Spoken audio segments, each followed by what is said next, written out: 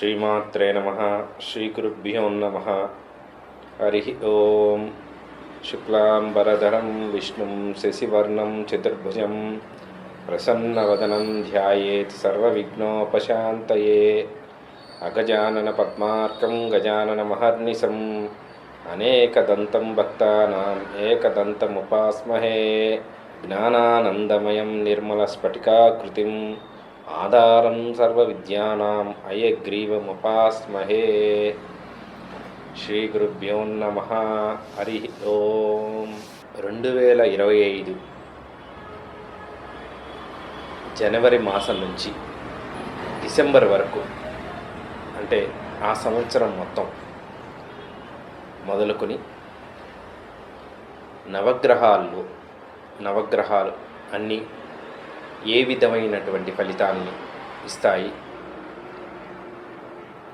ఆయా రాసుల్లో ఎలాంటి అద్భుతమైనటువంటి ఐశ్వర్యప్రదమైనటువంటి రాసులు ఉన్నాయి, ఏ విధమైనటువంటి ఈ ఆర్థిక మానసిక శారీరక ఇబ్బందులు ఉన్నాయి, దానికి తగ్గ పరిహారాల్ని సవివరంగా మనం తెలుసుకుందాం.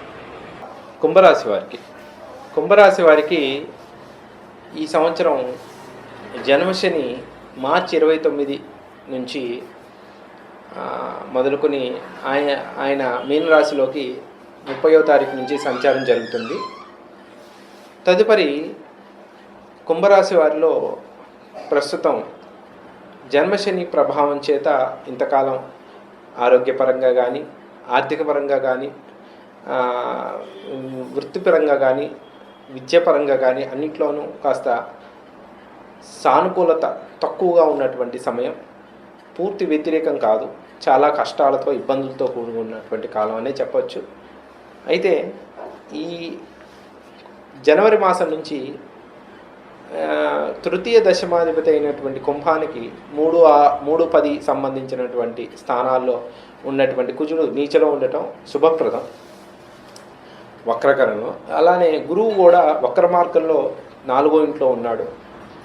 దీనికి ప్రధానంగా చెప్పాలంటే శని కూడా రుజుమార్గంలో ఉండటం వల్ల ఏలినాటి శని బలంగా జన్మశనిలో నడుస్తున్నప్పటికీ మార్చి మాసం వరకు కాస్త ఇబ్బందులతో కూడుకున్న మాసంగానే ఉంటుంది.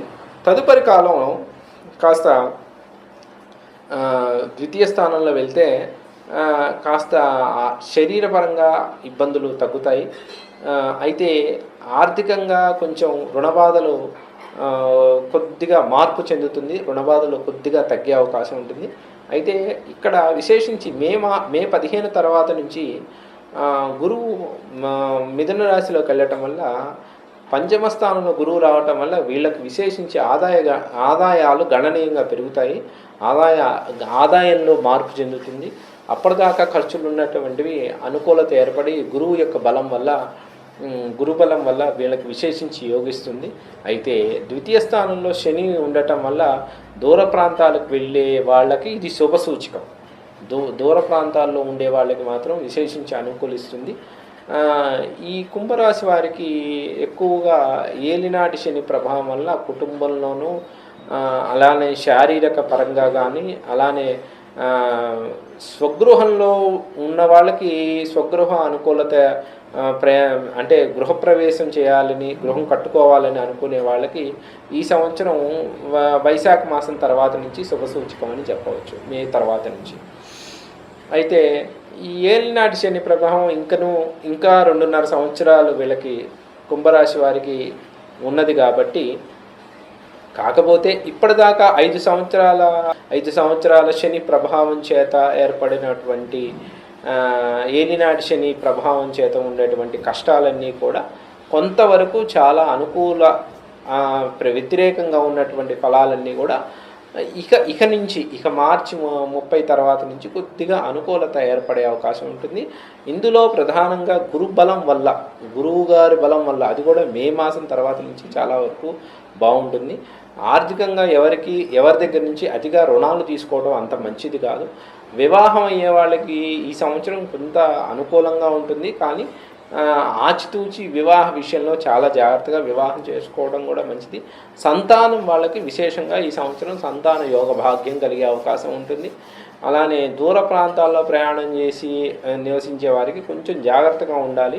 ఇన్ఫెక్షన్కి సంబంధించిన విషయాల్లో కొద్దిగా ఇబ్బందులతో కూడుకున్న అనారోగ్యాలు, దీర్ఘకాలిక అనారోగ్యాలు ఏర్పడే ఇబ్బందులు కూడా ఉన్నాయి.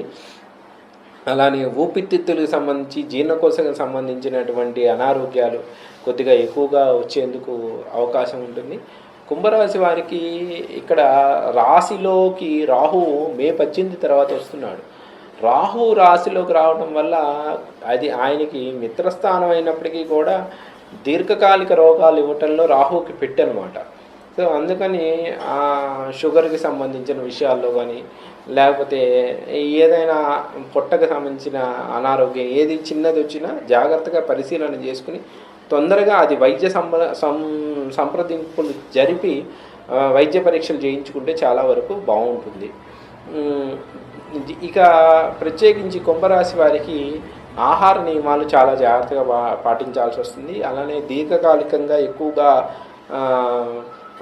బయట పదార్థాలు తినాల్సిన వాళ్ళకి ఇది కొంచెం జాగ్రత్త సూచన అని చెప్పవచ్చు. ఎందుకంటే కుంభరాశి వాళ్ళకి బయట పదార్థాలు అంటే హోటల్స్లోనూ లేకపోతే ఈ ఫాస్ట్ ఫుడ్ సెంటర్స్ అవి ఎక్కువగా తీసుకునే వాళ్ళకి ఇది అనుకోని ప్రమాదం చుట్టబెడుతుంది అనేటువంటిది ఆరోగ్యపరంగా అనుకోని ప్రమాదం వస్తుంది.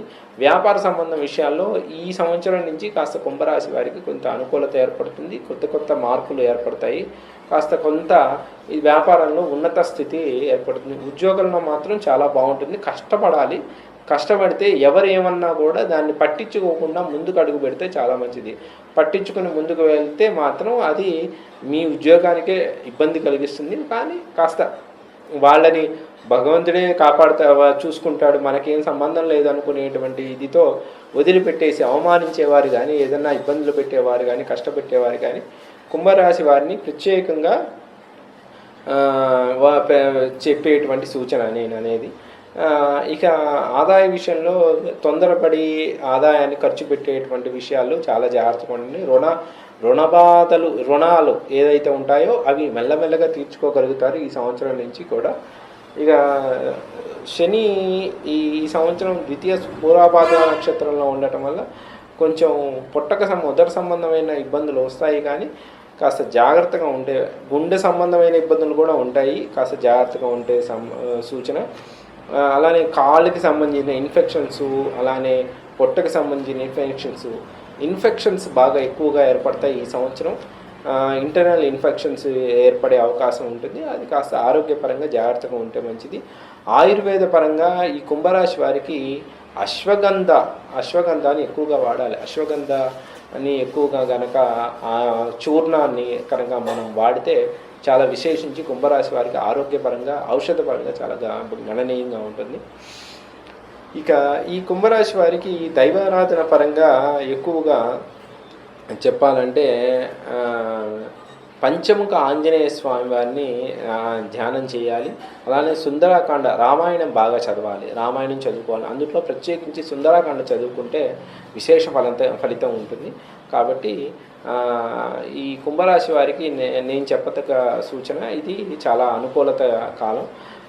అంటే రామాయణం చదువుకుంటే మాత్రం వాళ్ళకి కార్యజయం, ధనజయం, విద్యాజయం అన్నిట్లోనూ జయం కలుగుతుంది. ఇక ప్రత్యేకించి కుంభరాశి వారికి న్యూమరాలజీ పరంగా చెప్పుకోవాలంటే ఈ ప్రస్తుతం 3, 6 ఈ 2 సంఖ్యలు చాలా విశేషంగా యోగిస్తాయి. కాబట్టి న్యూమరాలజీ పరంగా 3, 6 ఇవి కుంభరాశి వారికి చాలా మంచిది. అది అనుకూలిస్తుంది. శుభం.